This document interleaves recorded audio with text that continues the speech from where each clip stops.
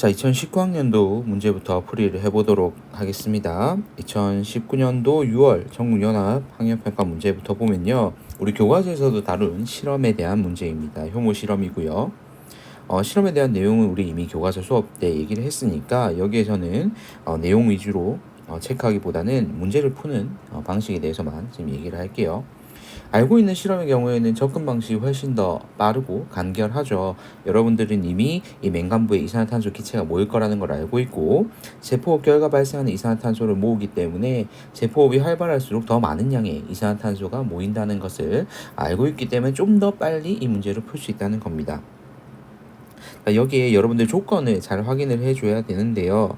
자, 여기 보면 A, B, C 발효관이 존재를 하는데 하나는 증류수를 담아놨습니다. 증류수는 정말 순수한 물이기 때문에 그 어떤 세포 호흡 반응이 일어날 일이 없죠. 그래서 여기는 우리가 알고 있는 대조군에 해당하는 발효관이고요. 나머지 B하고 C는 음료수 기억과 니은을 지금 똑같은 양인 20ml씩 넣어 놓은 상태입니다. 그런데 실험 결과를 보면요. 자, B하고 C 두 개를 비교 한번 해볼게요. 자, B가 훨씬 더 많은 양의 기체가 발생을 했습니다. 즉, 음료수 기억을 이제 세포호흡을 통해서 분해를 해서 더 많은 양의 이산화탄소가 발생했다는 건데요.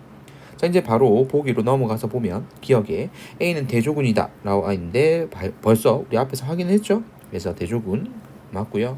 자, 그럼 니은 B와 C에서 맹간부에 모인 기체는 CO2이다. 이산화탄소이다.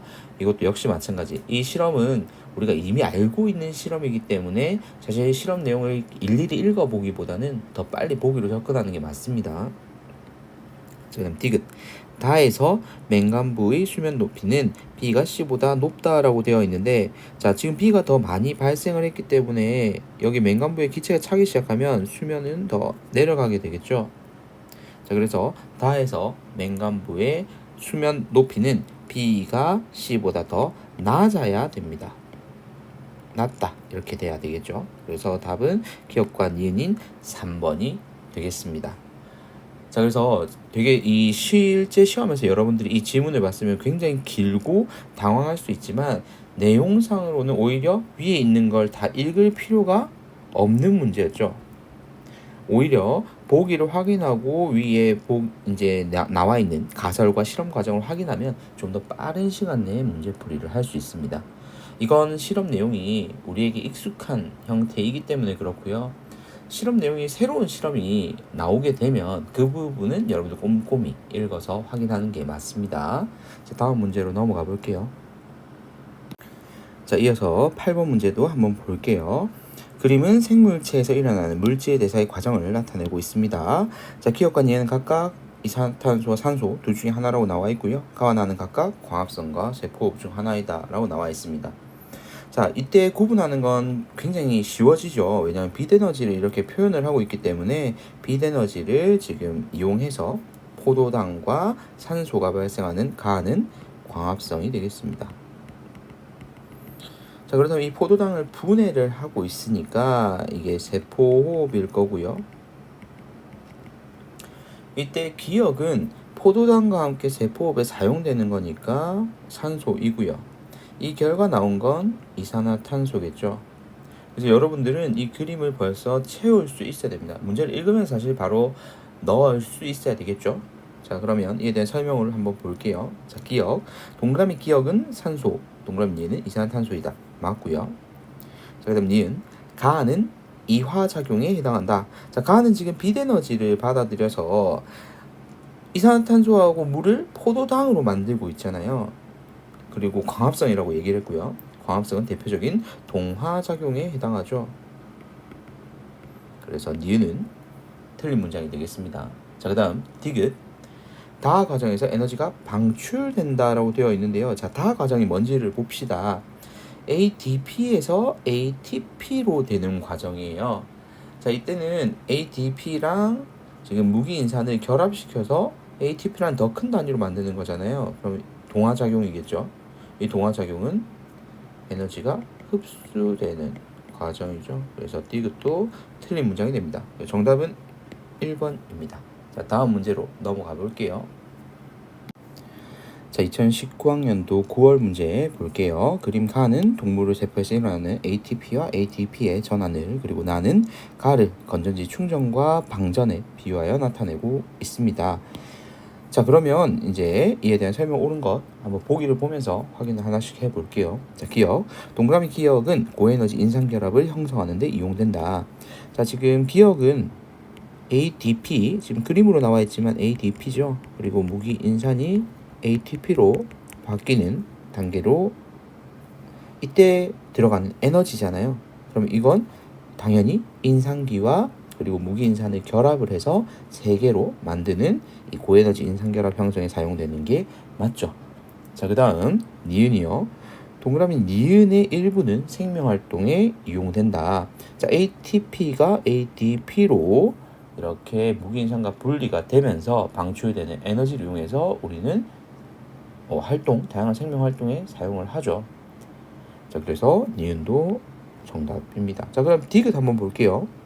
충전된 건전지. 자, 충전이 됐다는 얘기는 더 많은 일을 할 수 있다는 얘기죠. 그럼 에너지를 많이 가지고 있다는 얘기입니다.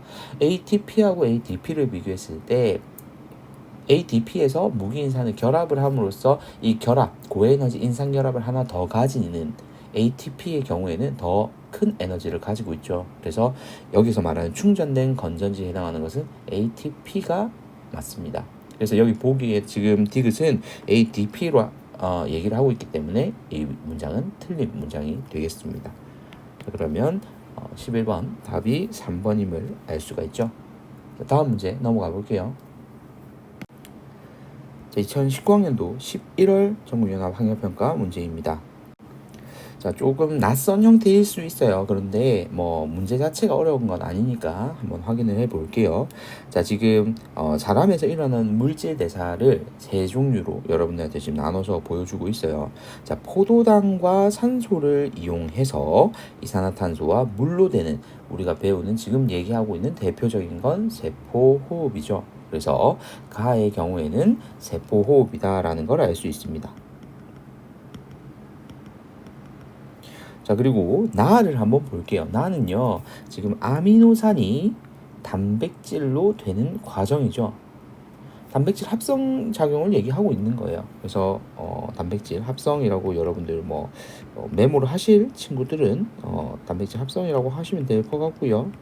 그냥 우리가 일반적으로는 얘를 동화작용이다라는 걸 알 수 있다 정도로 해석하면 되겠습니다. 자, 그리고 다의 경우에는 지방산과 모노글리세리드로 되는 거죠. 이건 지방의 소화를 얘기를 하고 있습니다. 지방의 소화라면 이화작용에 해당이 되는 거겠죠. 자, 그러면 이제 보기 한번 볼게요. 기억. 가에서 에너지가 방출된다. 자, 지금 가의 경우에는 포도당이 이산화탄소와 물로 나눠지잖아요. 이산화탄소와 물로 나눠지니까 이 과정에서는 세포호흡이라서 이화작용에 해당하고 그래서 에너지는 방출된다가 맞습니다. 그 다음 니은. 나는 이화작용이다라고 했는데 아까 메모했지만 동화작용입니다. 그래서 틀린 문장이 되고요. 자, 그 다음 다에서 효소가 이용된다. 자, 가, 나, 다 모두 우리 위에서 보면 사람에서 일어나는 물질 대사라고 얘기했잖아요. 이때는 생체 촉매인 효소를 모두 사용합니다. 그래서 여기에서 당연히 다에서도 효소가 사용되겠죠. 그래서 정답은 기억과 디귿이 있는 4번이 되겠습니다. 자, 2019학년도에 이렇게 네 문제가 출제가 되었고요. 2020학년도에도 총 4문제가 이렇게 출제가 되었어요. 그래서 처음 시험 범위가 포함된 이후부터는 계속 출제되는 부분이니까 문제가 어렵진 않습니다. 그래서 여러분들이 반드시 이 간단한 개념들을 정확하게 기억하는 게 중요하니까 이 점 잊지 마시고 2020학년도 문제 별도 영상에서 또 설명을 할게요.